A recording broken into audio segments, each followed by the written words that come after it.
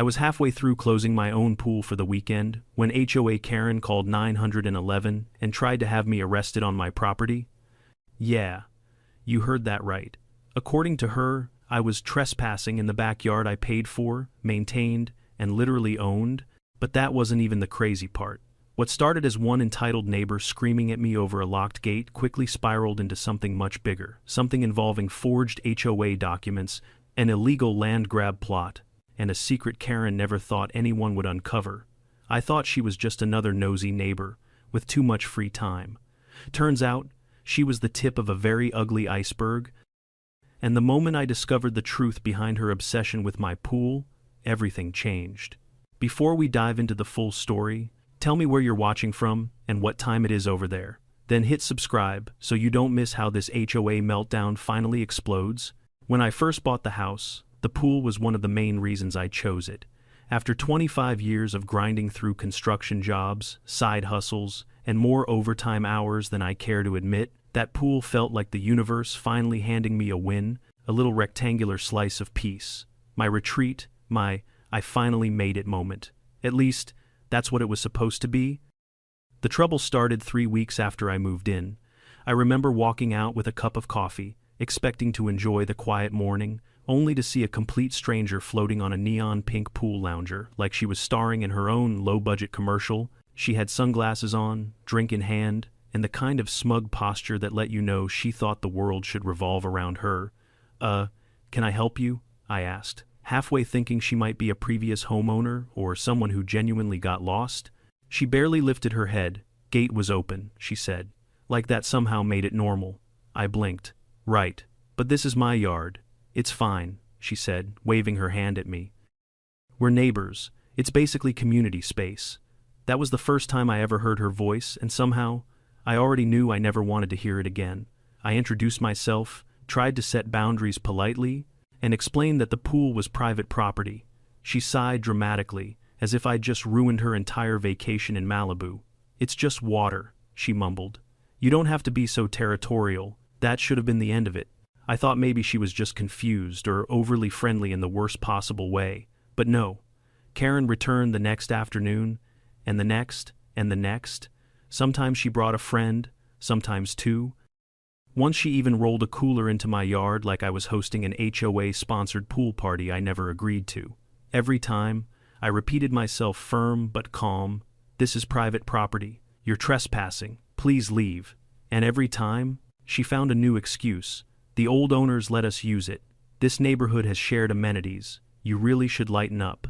None of it was true, I checked. There were no shared amenities. The old owners had confirmed in writing that the pool was 100% private, and I didn't need to lighten up because I wasn't the one breaking into someone else's yard like a bored raccoon. The turning point came one Saturday afternoon. I'd just come back from the hardware store when I found her in my pool again, this time with a pair of inflatable flamingos and 3 friends who looked just as uncomfortable as I was furious. I tried to stay composed. "Karen, we've talked about this." She stood up in the shallow end, water dripping from her elbows. "Look," she said, "if you can afford a house like this, you shouldn't mind sharing. It makes the whole community look better when people can enjoy it." "Karen," I repeated slowly, "this pool is not a community feature." She rolled her eyes. "Well, it should be." That's when I realized this wasn't cluelessness. It was entitlement. Pure. Undiluted entitlement, mixed with just enough arrogance to make it dangerous. I tightened security the next morning. New lock on the back gate, fresh security camera system, motion lights, the whole 9 yards. I even added a clean, bold private property sign, because apparently common sense doesn't work on everybody. For 2 days, peace returned. The backyard was quiet, no unwanted floaties, no Karen, no drama, just the hum of the filter and the rustle of my maple tree. It didn't last. On day 3, I heard the metal clanking before I even checked the cameras. A furious rattling, like someone was trying to shake the entire fence off its hinges. I opened the live feed on my phone, and there she was, Karen yanking at the locked gate with the determination of someone who had convinced herself she was the rightful owner of the Pacific Ocean. Her face was bright red, lips pulled tight, like she was about to explode. She paced back and forth in front of the gate, muttering to herself. I heard snippets through the camera mic. Unbelievable. How dare he? He can't do this to us. Us. Who was us? Because I certainly didn't remember co-signing a deed with her. Then, just as I was debating whether to go outside or call the police myself, she pulled out her phone, and that's when the scream hit. I'm calling 911. Of course she was. Within minutes, I heard sirens rolling down the street. 2 patrol cars stopped at the curb. Karen ran to them dramatically, pointing at my house like she was identifying a dangerous criminal. That man locked me out, she cried. He threatened me. He's trying to intimidate me. I stepped outside with my hands visible because I know how quickly this kind of situation can go sideways when someone is determined to lie convincingly. Good afternoon, officers, I said. Is there a problem? One of them looked between me and Karen, clearly already tired. She says you threatened her.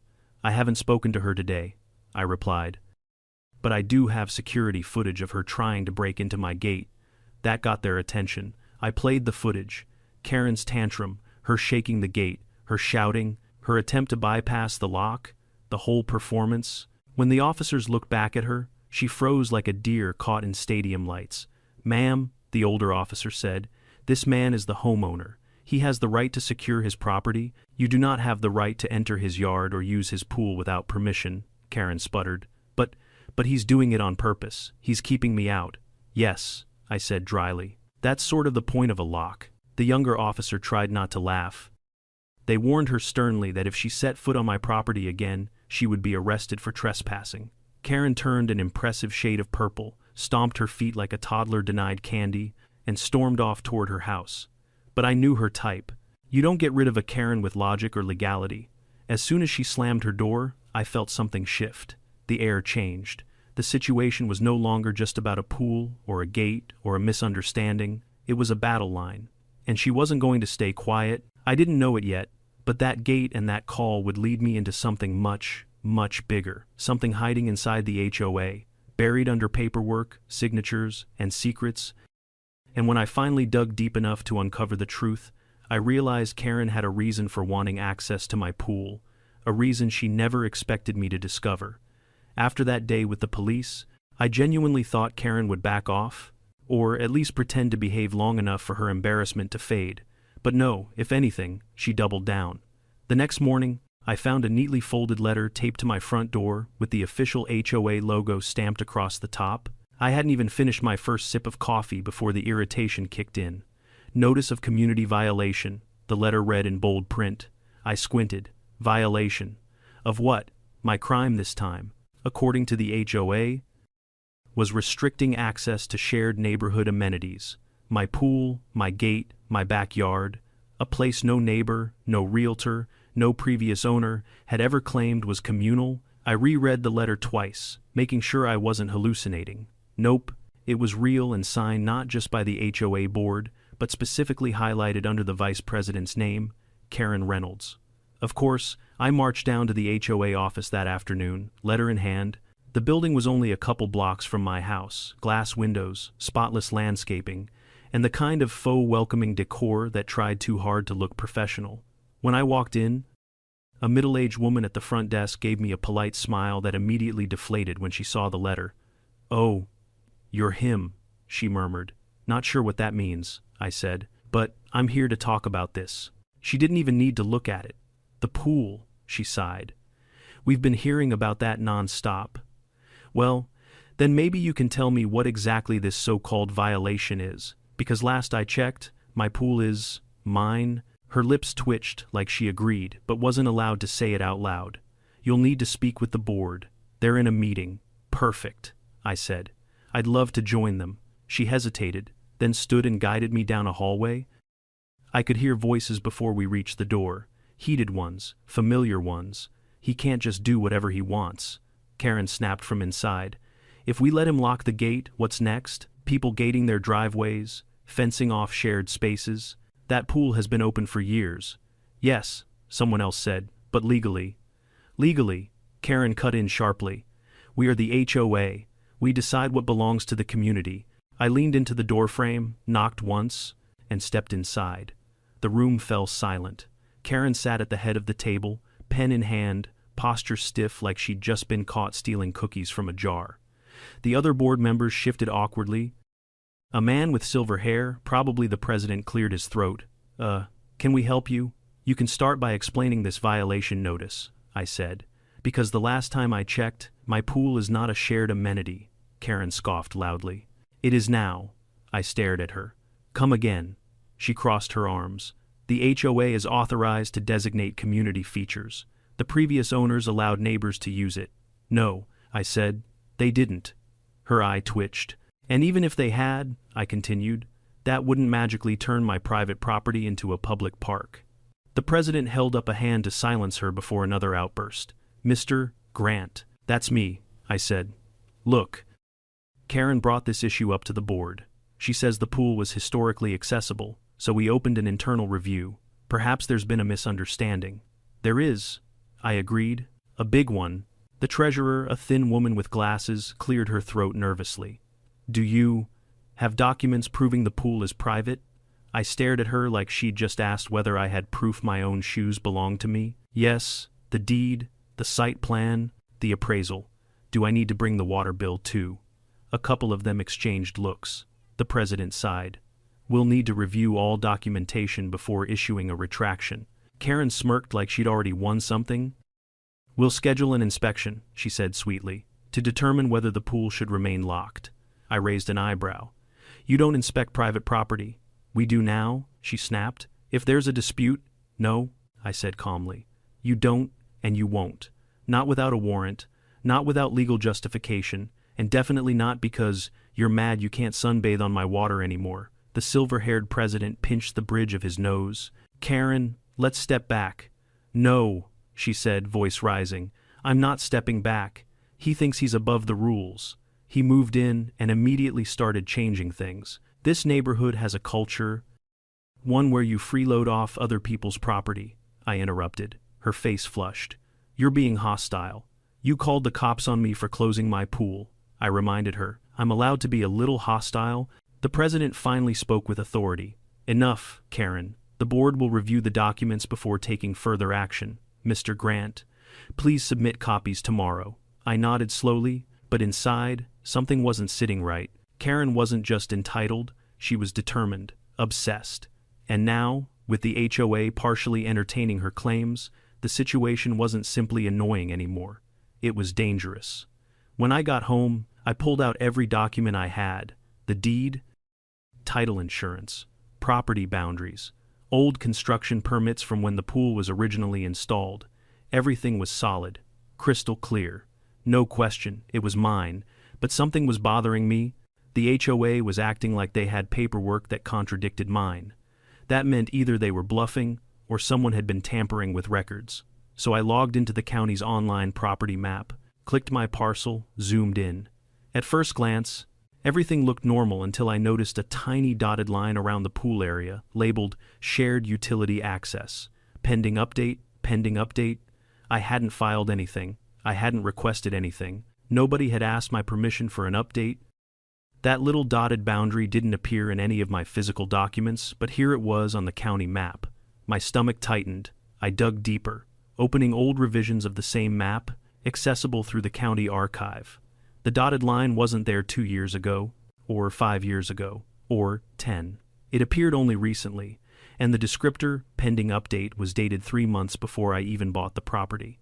Someone had tried to redraw the boundaries. Someone had tried to change my pool into a shared resource. Someone had submitted something to the county, and it sure as hell wasn't the previous owners. I checked the digital signature on the submitted request. My heartbeat paused. It belonged to an HOA board member, Karen's close ally, a man who had resigned from the board 5 years ago, meaning the digital authorization was impossible, forged. Suddenly, the violation letter didn't feel like intimidation. It felt like the HOA testing whether I'd push back, seeing if I'd roll over, seeing if I'd accept their interpretation of the rules, but they had already planned this. I scrolled further until I found an internal HOA proposal leaked through a public meeting summary. The document referenced a future project, Community Wellness Initiative, Phase 1. Phase 1 included potential acquisition or reclassification of shared pool facility. Shared pool facility, my pool, my backyard, my property. This wasn't about Karen wanting to swim. This was about control. This was about money. This was about the HOA positioning themselves to take quietly, slowly, legally something that had nothing to do with them, and everything to do with boosting property values and justifying massive HOA dues increases. Karen's tantrums weren't random. They were strategic. I sat back in my chair, adrenaline creeping beneath my skin. She wasn't just a loud neighbor with no boundaries. She was part of something bigger, something the HOA hoped no one would notice. But they made one mistake. They underestimated how far I'd go to protect what was mine. I didn't sleep much that night.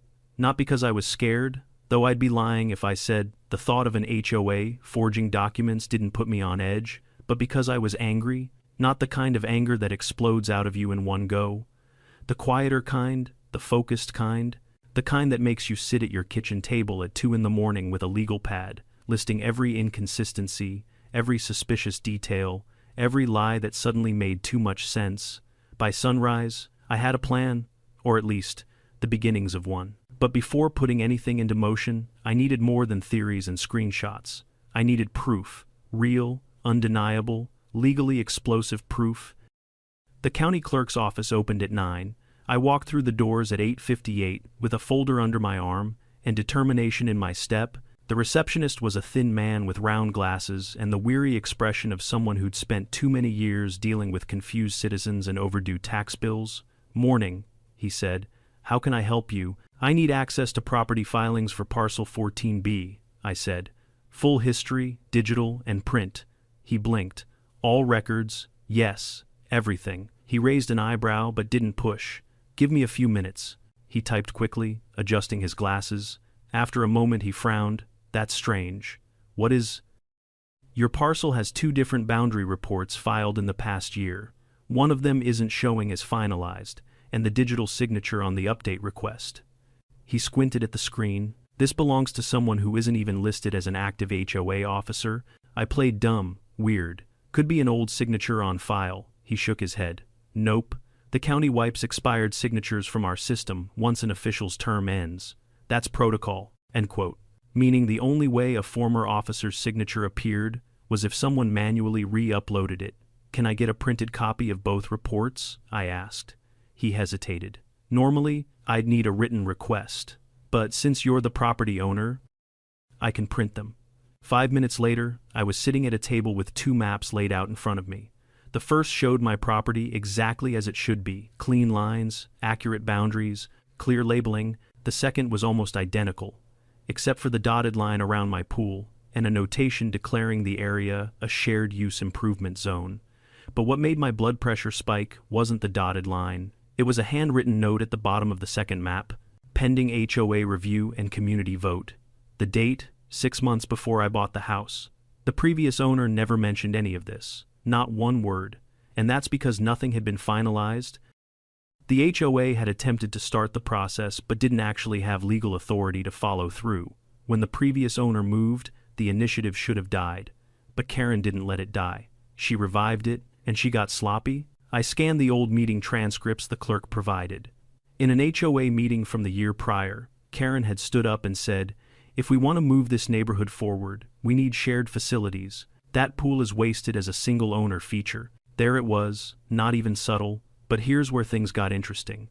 The president at the time, an older guy named Martin, had shut the idea down. His exact words, "Private land is off limits. We're not touching that." 3 months after that meeting, Martin stepped down, citing health reasons.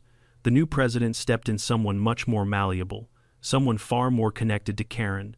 And then, almost immediately, the forged signature appeared on the county filing. Everything clicked into place like puzzle pieces, snapping together. The fake digital signature, the mysterious dotted boundary, the community project proposal, Karen's obsession with the pool. It wasn't just entitlement, it was groundwork. It was strategy. I thanked the clerk, left the building, and sat in my truck for a long moment, breathing through the mix of adrenaline and fury flooding my chest. I wasn't just dealing with a nosy neighbor anymore. I was dealing with a coordinated effort to take something from me, and they thought I wouldn't notice. They thought I'd roll over, or get intimidated, or just accept whatever the HOA decided. Not a chance. The next stop was the county surveyor's office. If the HOA had been tampering with documents, they might have tried altering survey records too. The surveyor, a stocky man with a friendly beard, recognized my parcel number immediately. "Oh yeah," he said, flipping through a drawer. "This one came across my desk a few months ago. Did you approve an update?" I asked. He paused. "No. The request didn't include the required signatures." It got rejected. Signatures from who? The homeowner. He gave me a pointed look, and the adjoining neighbors. I nodded slowly. "So, the HOA can't request boundary adjustments without me signing, correct? They need you. Without your signature, nothing can be finalized." Meaning the only reason my pool wasn't already listed as a shared community feature was because someone's forged request hadn't gone through the proper channels. They tried to take my property, they failed, and they were now pretending I was violating HOA rules simply because I stopped them. I drove home with a file full of evidence. Real evidence, hard evidence, the kind that doesn't get brushed off with miscommunication or committee review. They played with legal fire, and fire has a funny way of burning the person holding the match. When I pulled into my driveway, Karen was already outside, standing on her lawn with her arms crossed like she'd been waiting for me. Her eyes narrowed. "You went to the county," she said, matter-of-factly. I didn't bother asking how she knew. HOA busybodies have a sixth sense for things that aren't their business. "I did," I said, "and I found some interesting things." Her jaw tightened.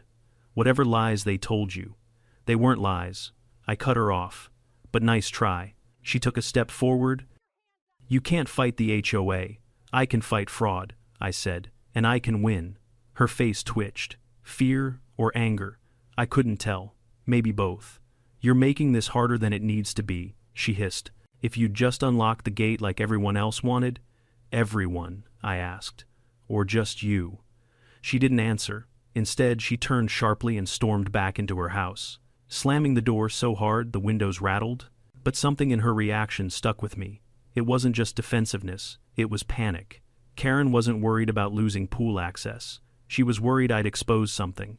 And she was right to be worried, because that night, as I reviewed the documents again, I noticed an overlooked detail, one that made this HOA mess 10 times more serious. The forged digital signature didn't just belong to a former board member. It belonged to someone who had been investigated before, someone with a record of falsifying HOA documents in another neighborhood, someone who mysteriously disappeared from public records 3 years ago, someone tied directly to Karen. This wasn't petty entitlement anymore. It was a pattern, a history, a scheme, and Karen had just become the face of it. I leaned back in my chair, staring at the papers spread across my table. They thought they were clever. They thought they were untouchable. They thought I'd never dig deep enough. But I had, and I was just getting started. I spent the next 2 days gathering every scrap of evidence I could find. I dug through email archives, printed screenshots, documented timestamps from the county portal, and backed up everything onto 2 separate hard drives, because people like Karen didn't just bend the rules, they broke them, and when cornered, they tried to rewrite reality itself. By the 3rd day, I had enough information to paint a very clear picture of what had been going on long before I moved into the neighborhood, but I still didn't understand why. Not the surface level, why the real reason, why my pool, why this plan. Why had the HOA quietly pushed a boundary change for a property they didn't own? That question gnawed at me until I stumbled on something I hadn't noticed before. Buried in the HOA's annual meeting notes from 2 years ago was a reference to a failed community project proposal titled the Ridgeview Wellness Expansion. It outlined an ambitious plan: yoga deck, spa area, small clubhouse, and community fitness zone. Guess what the centerpiece was supposed to be? A pool. A pool they didn't have. The HOA hadn't been able to fund a new pool construction, and the land they owned wasn't properly zoned for recreational water facilities. So they did what any desperate, overreaching HOA might do. They looked for a pool they could steal, and mine wasn't just convenient, it was perfect. Perfect location, perfect size, already built, already landscaped, right on the edge of what they wanted to market as the Central Wellness Corridor. My backyard was worth tens of thousands to the HOA. In future development value, maybe more. Suddenly, Karen's behavior made complete sense. All that nonsense about neighborhood culture and accessibility wasn't emotional reasoning, it was strategy. No wonder she pushed so hard. I wasn't blocking her swim time. I was blocking the HOA's entire expansion plan. The next step was to confront them formally, quietly, legally, without giving them time to bury anything else. So, I booked a meeting with a real estate attorney. His name was Tom Reeves. Tall, calm, mid-50 seconds, the kind of guy who had seen every HOA trick in the book and wasn't impressed by any of them. He skimmed the documents I brought, eyebrows tightening as he flipped page after page. "This isn't just suspicious," he said. "This is illegal, multiple counts. Can we stop them?" I asked. He smiled slightly. "Oh, we can do more than stop them. We can put them in a corner they can't climb out of." Tom explained the game plan clearly. First, we'd file a demand for records from the HOA under state transparency laws. They'd be legally obligated to provide every document, every vote, every correspondence related to the boundary adjustment. Second, we'd challenge the validity of the forged signature with the county and flag the filing as potentially fraudulent. Third, we'd notify the title insurance company, which would trigger their legal team to investigate because tampering with property boundaries can invalidate insurance coverage. And fourth, we'd give the HOA one chance to withdraw all claims and issue a written apology. If they refused, we'd sue. And we would win. Tom leaned back. "Trust me, Mr. Grant, they don't want this fight." I left his office feeling something I hadn't felt in weeks. Control. For the first time since Karen stepped into my pool, I wasn't just reacting, I was moving forward. That evening, I emailed the HOA board, a formal notice requiring production of all documents tied to my property. I CC'd the attorney, I CC'd the county office, I even CC'd the previous owners, just for good measure. Then I sat back and waited. It didn't take long. The next morning, there was a knock on my door, not a gentle one. I opened it to find the HOA president and 2 board members standing on my porch, looking like they'd just walked out of a funeral. Karen wasn't with them, which was either a blessing or a sign she was cooking up her own brand of chaos. "We need to discuss your email," the president said stiffly. "That's what I expected," I replied. "Come in." We sat at the dining table. The president cleared his throat. "This escalation isn't necessary. There's been a misunderstanding." "No," I said, "there hasn't. There's been a forgery. There's been a fraudulent filing, and there's been an attempt to reclassify my private pool as a shared amenity." The room went still. The treasurer looked pale. The president tried again. "Surely we can resolve this quietly." "That depends," I said. "Are you retracting the violation notice?" He exchanged a look with the others. "Pending, review, wrong answer, that's fine," I said calmly. "My attorney will handle it." The treasurer suddenly blurted out, "This wasn't my idea. I told Karen we shouldn't push it, but she wouldn't listen." The president shot her a warning glare, but it was too late. The truth was spilling out. "Karen told us the previous owner allowed community use," the treasurer said. "She claimed it was an HOA tradition." I laughed under my breath. "Karen lied." The president exhaled heavily. "We may have relied too much on her information." "Then you'll fix it," I said. "All of it. Every filing, every violation, every internal note referencing my property." The president folded his hands. "We'll review the documents and respond formally." "Great," I said. "Please do." They left looking like they'd aged 5 years. As I closed the door, a new feeling settled in my chest. Not relief, exactly, but anticipation. Something told me this wasn't going to end with a polite retraction. And I was right. 2 hours later, I caught movement on my backyard camera. Karen stood at the fence line, hands gripping the slats, staring into my yard like a wolf studying her prey. Then she noticed the camera, and she smiled. Nothing good ever begins with that kind of smile. The next morning, a neighbor knocked on my door. His name was Mike, mid-40 seconds, quiet, friendly enough, though we'd only exchanged waves before. "I thought you should know," he said carefully. "Karen's been talking to people, going door to door, saying you're trying to take away community resources." I stared. "My pool?" He nodded. "She told people you're planning to sue the HOA into bankruptcy, that you're selfish, that you're trying to change the culture of the neighborhood." I couldn't help it, I laughed. "I moved in 3 months ago. I don't even know what the culture is." Mike didn't laugh. "People listen to her. She's been here a long time, and she likes control." That last part wasn't news, but the way he said it, that was... I asked him what he meant, and he hesitated not out of fear of me, but out of caution. Finally, he said, "Karen has a history. This isn't the first time she's targeted someone, and the last guy who challenged the HOA, his life got messy real fast. The hairs on the back of my neck rose. Messy how? Let's just say, they found violations everywhere on his property. Fines, letters, threats, anonymous complaints. He eventually moved. I felt cold. You think Karen was behind it? I don't think, Mike said. I know. She bragged about it. For a moment the room felt smaller, tighter. This wasn't petty. This wasn't impulsive. This wasn't one irrational neighbor throwing tantrums. This was a pattern of weaponized HOA power, and I was her new target. But Karen made one critical mistake. She picked the wrong guy. Because unlike the last homeowner she pushed out, I was digging deeper, and I wasn't scared to pull every rotten thread until the whole thing unraveled. And soon enough, it would. Mike's warning stayed with me long after he left. It didn't just linger, it rearranged the entire framework of the situation in my mind. What I thought was a single neighbor's obsession suddenly looked like a long-standing pattern of control, manipulation, and quiet retaliation. Karen wasn't just entitled, she was strategic. She didn't simply want something, she removed people who got in her way, but what she didn't seem to understand yet was that I wasn't going anywhere. That afternoon, I organized all the documents again, county filings, archived maps, meeting summaries, screenshots, and every piece of footage my cameras had captured. I made duplicate folders, backed them up across devices, and printed physical sets for my attorney. The more I looked at the evidence, the more one thing became clear. Karen had crossed lines long before she ever stepped foot in my pool. But now, I was going to make sure those lines buried her. The next official step was sending the HOA a legal demand letter. My attorney drafted it with surgical precision, polite, unwavering, and packed with enough legal weight to make a full-grown man sweat through his shirt.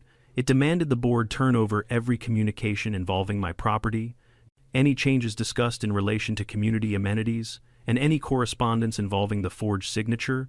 We gave them 10 days. They responded in one.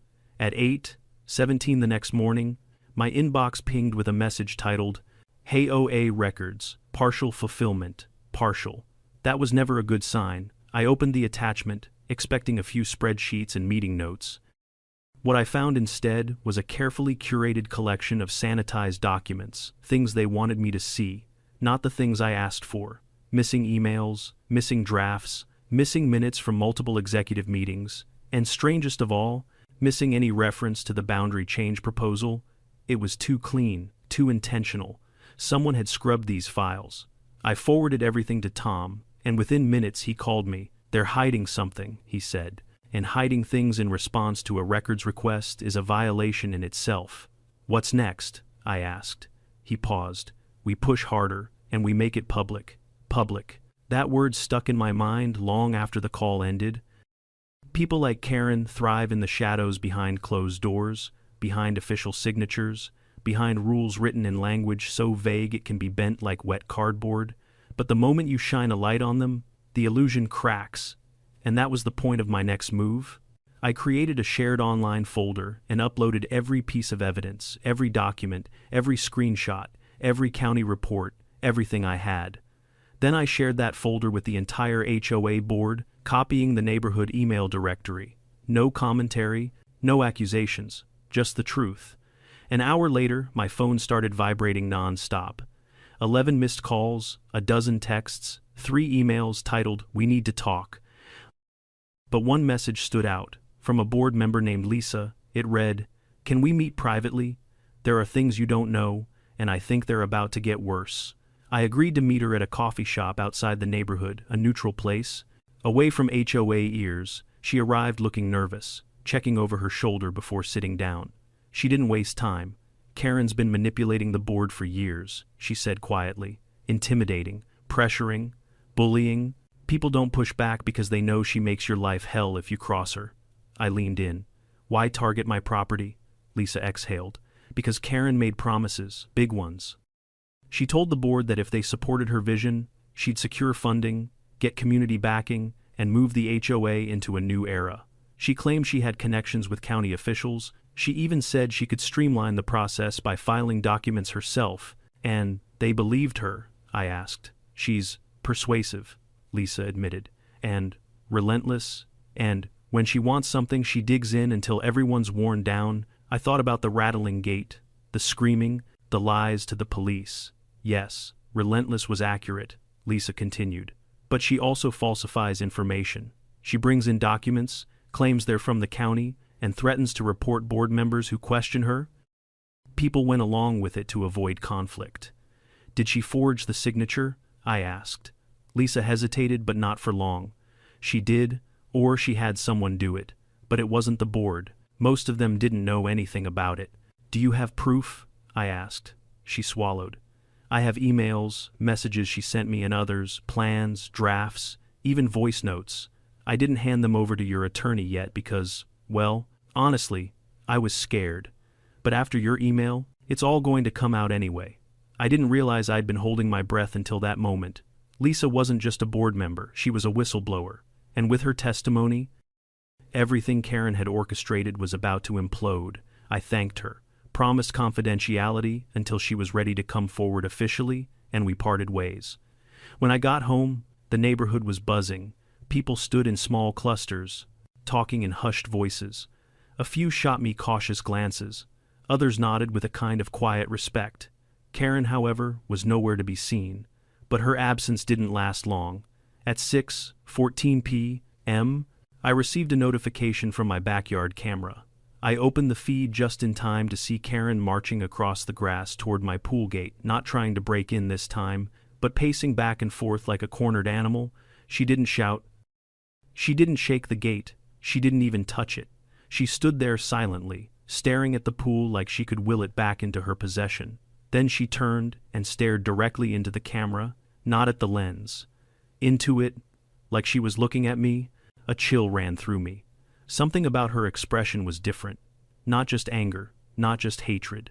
Something darker, something desperate. 5 minutes later, she was on my porch. I opened the door because I wasn't afraid and because part of me wanted to hear what she had to say face to face. "This is your fault," she said immediately, finger pointed at me like a weapon. "No," I replied calmly.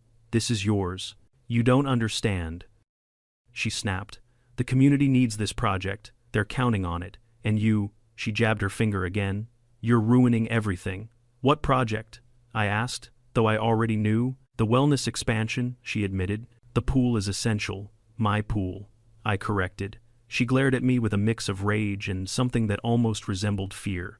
I did what I had to do. People don't listen unless you make them. "Forging legal documents?" I asked. Her jaw clenched. "You weren't supposed to find that." But I did. And then something happened that caught me completely off guard. Karen's face crumbled. Not with guilt, not with apology, with panic. "You don't understand what's coming," she whispered. "You think this is about the pool. You think this is about me." She stepped closer. "It's bigger than that." For a moment, the air between us felt sharp, electrified. I opened my mouth to ask what she meant. But before a word came out, she spun around and stormed back to her house, slamming the door behind her. I stood frozen on the porch, replaying her words in my mind. "It's bigger than that. Bigger than the pool, bigger than the HOA, bigger than Karen." Something else was happening, something she didn't intend to reveal. And now that I knew, I wasn't backing down. I was going to find out exactly how deep this went. Karen's last words didn't leave my mind for a second. "It's bigger than that.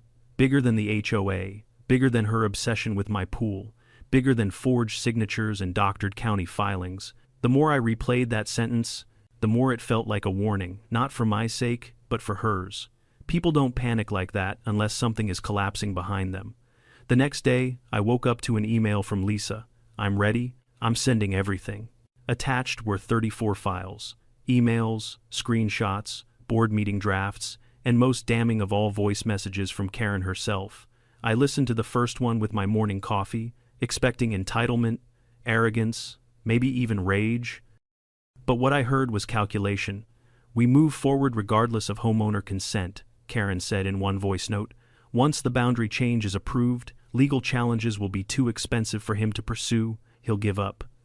In another, "The board will vote how I tell them to vote. They always do." But the final recording, the one Lisa marked urgent, was the nail in the coffin. Karen's voice sounded frantic, almost feverish. "We need the expansion finalized before the audit. If they find out where the funds came from, or where they went. I'm done. Funds, audit, that was new. I forwarded everything to Tom. His response came within minutes.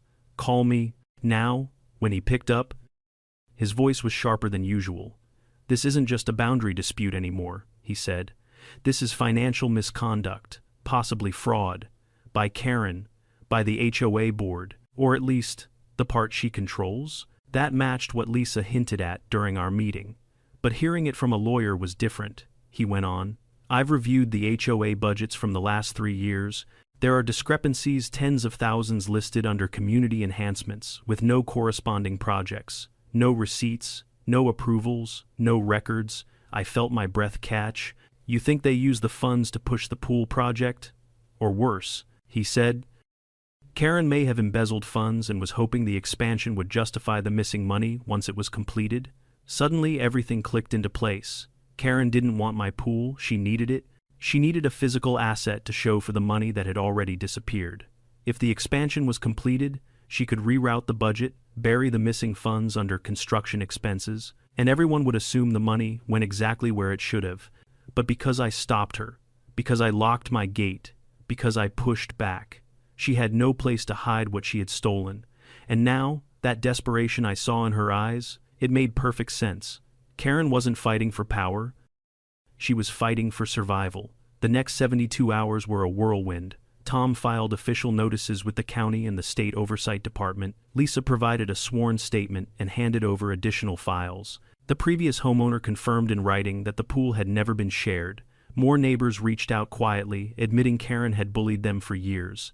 And then, the inevitable happened. The HOA called an emergency meeting. Not the usual monthly gathering with lemonade and a folding table in someone's driveway. A real meeting, formal, mandatory attendance. Every homeowner required to be there. The room they rented was the community center gym. They needed that much space. Word had spread fast. Whispers of fraud, illegal filings, boundary tampering.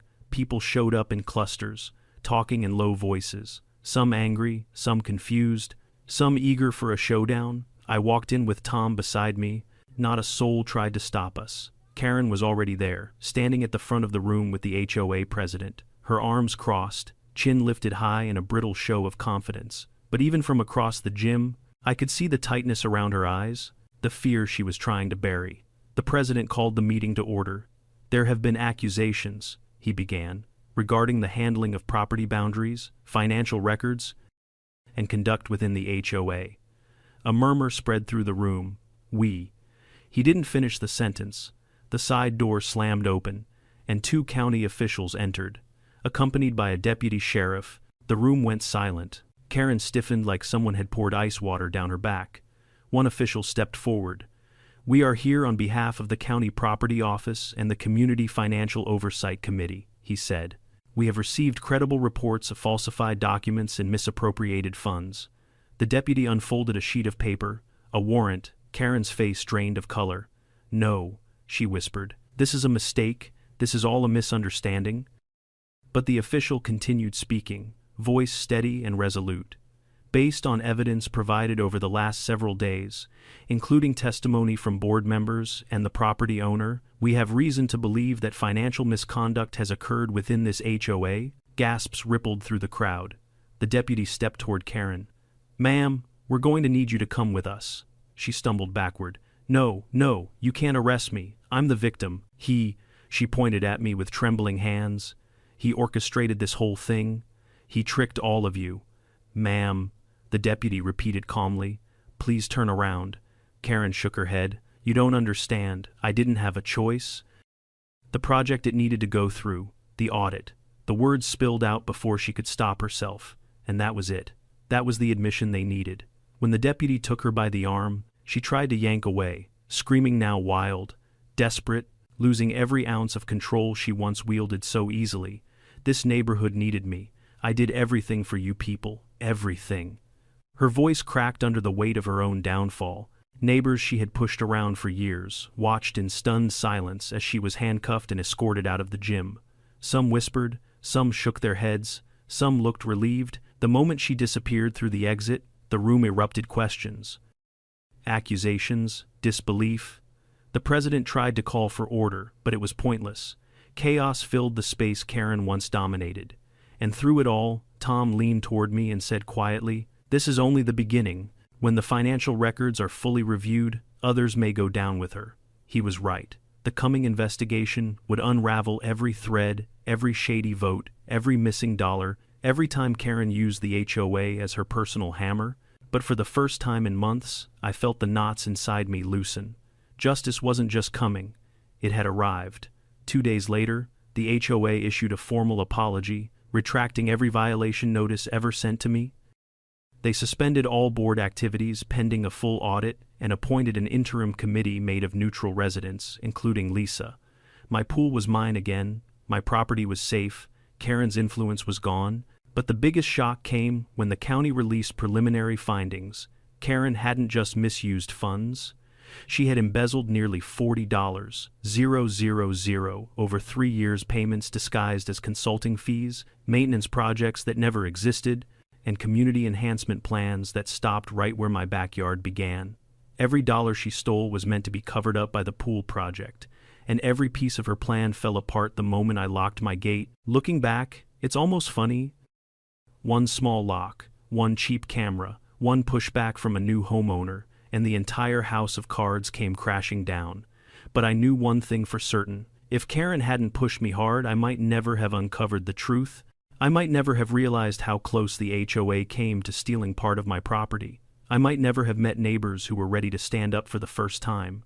Karen's obsession with my pool ruined her, and it saved the rest of us. In the days following Karen's arrest, the neighborhood went eerily quiet. Not peaceful, just stunned. Like the entire place was holding its breath, waiting to see what would happen next. For the first time since I moved in, no one was peeking over fences. No one was complaining about lawn heights. No one was circling the block to take pictures for anonymous HOA reports. Karen's absence carved a hollow space into the rhythm of the community. After all, she had made herself the unofficial sheriff, judge, jury, and executioner of the neighborhood for years. And even though I hated everything she'd put me through, even though I had every right to feel triumphant now that she was being held accountable, I couldn't shake the strange weight pressing on my shoulders. Maybe it was the enormity of what had been uncovered. Maybe it was the realization that one person had been controlling so many lives. Or maybe it was simply because a part of me knew this wasn't truly over. The HOA audit began immediately. County officials and a private accounting firm combed through every receipt, every contract, every transaction the HOA made in the last 5 years. They found missing funds, falsified invoices, and vendor payments to companies that didn't exist. And the deeper they dug, the worse it got. Residents who had once defended Karen now turned on the board, demanding answers they'd never thought to ask before. Homeowners who had silently endured her bullying suddenly discovered they had allies. Some came forward with stories, little ones, big ones, humiliating ones of fines, threats, and retaliations she had inflicted on them. It was like peeling back a layer of wallpaper and finding mold underneath, spreading quietly in every direction. And through all this, I just tried to live my life normally again. I cleaned the pool, I barbecued in the backyard, I chatted with Mike over the fence, but every time I walked past the newly repaired gate, still locked, still sturdy, I felt a reminder of how close I'd come to losing control of my own home. One signature, one board vote, one forged document slipping past the wrong clerk. That was all it would have taken. One evening, while I was skimming leaves out of the pool, Lisa stopped by. Her shoulders seemed lighter now, the kind of relief people feel after finally speaking the truth they've held on to too long. "We're holding a neighborhood meeting next week," she said. "A real one this time, open discussion, no intimidation. About time," I replied with a smile. "We'd like you to come. People want to hear what happened from you. They want to know how everything started."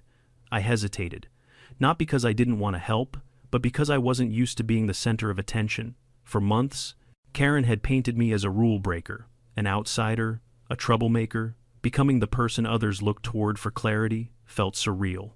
But I owed it to them, and to myself. "I'll be there," I said finally.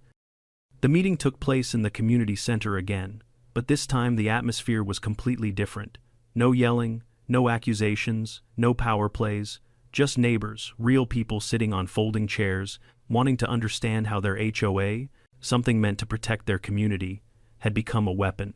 Lisa opened the floor, and, as promised, I told my story from the beginning. Not dramatically, not with anger, but honestly, with the same steady voice I used the day I confronted Karen through the fence. People listened, not the distracted, half-interested listening of HOA meetings past, but with full attention.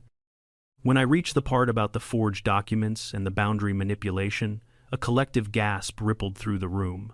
When I explained the connection to the missing funds, whispers erupted, but the moment that truly shook them was when I described what my attorney said, that if the boundary change had gone through, the HOA could have seized control of my pool, legally, and charged the neighborhood thousands to maintain something that wasn't theirs to begin with. The treasurer, now sitting in the front row as an ordinary resident stripped of her title, covered her face with her hands. After I finished, no one applauded. No one cheered. They just sat there in stunned silence, absorbing the truth like sunlight after a storm. Then, slowly, a man in the back row stood up. "I'm sorry," he said. Then another woman. "I'm sorry you had to go through that." Then Mike, "Thank you for standing your ground. You saved us all." And, one by one, the room filled with small but genuine acknowledgments that made something in my chest loosen for the first time in months. The HOA reorganized after that meeting, not repaired, rebuilt. A neutral third-party oversight committee was appointed until the audit concluded. New elections would be held, transparency rules were implemented, and, most significantly of all, a rule was passed unanimously. Any attempt to alter the property boundaries or amenities of a homeowner must include the homeowner's written consent, a third-party survey, and a community vote, a rule born directly from my battle. As for Karen, her court date came quickly. I attended not out of spite, but because I needed closure. She arrived looking smaller somehow, like the weight of her own lies had compressed her. Her confidence, once limitless, had evaporated. She faced multiple charges: fraudulent filing, tampering with public records, misappropriation of HOA funds, harassment, false reporting, trespassing. I listened as her attorney tried to mitigate the damage, but the mountain against her was too high, too steep, too solid. When the judge sentenced her 18 months in county jail with restitution payments to the HOA, I didn't feel satisfaction. I didn't feel victorious. I just felt done. The storm had passed. Life settled into routine again. Neighbors waved more genuinely now. Kids rode their bikes without parents worrying about Karen popping out with a clipboard. People started showing up to meetings, taking responsibility for their community instead of surrendering it to a single overbearing voice. And me? One Saturday afternoon, I floated in my pool for the first time since the entire mess began. Sun overhead, quiet breeze rustling the trees, the water cool and peaceful. It felt like reclaiming a part of my life I didn't realize had been stolen. As I closed my eyes, I thought about everything that had happened, all because one person believed she was above the rules, and everyone else believed they were powerless to stop her. It took one person to break the cycle. Someone stubborn enough, calm enough, prepared enough, and angry enough to fight back. I didn't plan to be that person, but I'm glad I became him. If this whole ordeal taught me anything, it's that silence is the soil where people like Karen grow. HOAs, like any system of authority, only work when the people they represent stay involved. The moment you step back and let one voice dominate, that voice becomes a hammer, and eventually, someone gets hit. Stand up early, question everything, protect what's yours, and don't be afraid to shine a light where shadows grow. I shared my story not just to expose what happened, but to show that one homeowner pushing back with truth, with patience, with evidence, can stop an entire machine built on intimidation. Now, I want to hear from you. Have you ever dealt with an HOA nightmare? Drop your story in the comments. And if you want more wild HOA tales like this, make sure you subscribe, because trust me, there's always another Karen out there.